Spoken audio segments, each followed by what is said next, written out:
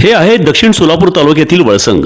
इतिहासाची समृद्ध परंपरा आणि उज्ज्वल भविष्याची नवी दिशा, प्रगतशील आणि वेगाने विकसित होणारे गाव वळसंग। कुरनूर धरणाच्या सानिध्यात निसर्गरम्य वातावरणात वसलेले वळसंग सोलापूर पासून फक्त 12 ते 15 मिनिटे, अक्कलकोट पासून फक्त 12 ते 15 मिनिटे आणि रेनगर पासून केवळ 7 ते 8 मिनिटे अंतरावर सोलापूर अक्कलकोट महामार्गावरील उड्डाण पूल आणि वेगवान महामार्गाच्या थेट संपर्कात असलेले वळसंग।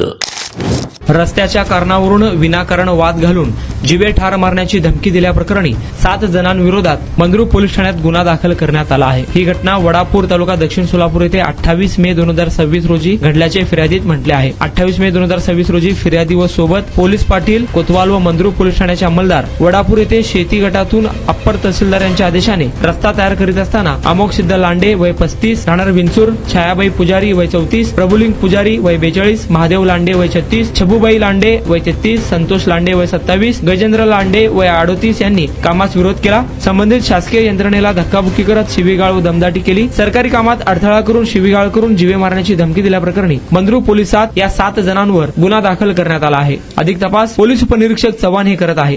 महामार्गावरून थेट वळसंगला सोलापूर अक्कलकोट गुलबर्गा महामार्ग, मोहोळ मंद्रुप वळसंग रिंग रूट, मुंबई पुणे हैदराबाद महामार्ग आणि सुरत चेन्नई ग्रीनफील्ड एक्सप्रेस अशा एकापेक्षा जास्त महामार्गाने वेढलेले गाव म्हणजे आपलं वळसंग।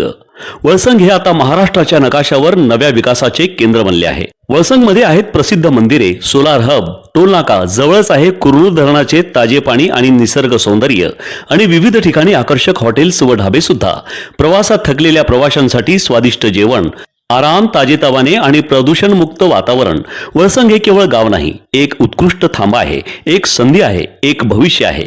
वळसंग ऐतिहासिक वारसा, आधुनिक कनेक्टिव्हिटी आणि उद्याच्या विकासाची हमी।